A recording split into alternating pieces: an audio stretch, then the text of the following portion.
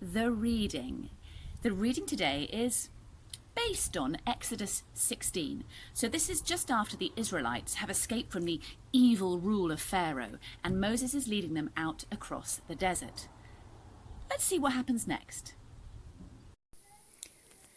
The Israelites had been freed from slavery, and Moses and Aaron led them from Egypt into the desert towards the Promised Land. Only 45 days after leaving Egypt, the people of God were already complaining to Moses. "I'm hungry. I need a snack. I wish I was still a slave in Egypt instead of starving in the desert."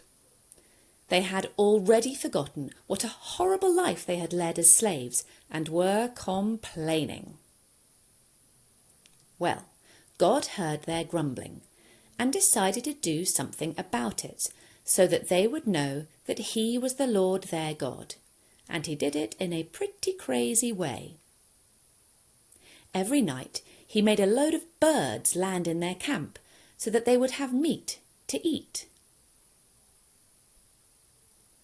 Quail surprise was now on the menu. And every morning when they woke up, there were thin, frosted flakes on the floor. What is this weird white stuff on the ground? They wondered. And then they figured out that the thin, frosted flakes were manna or bread that God had given them to eat. And Maker's manna, heaven's bread, was now also on the menu. God told His people to gather just enough to eat, no more than they needed to feed their families for that day. Did they listen? Did they heck? Some people still tried to gather more than they needed and stored it up, saving it for the next day.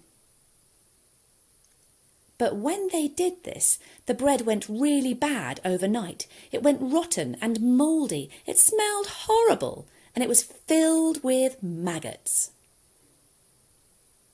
God wanted them to have just as much as they needed.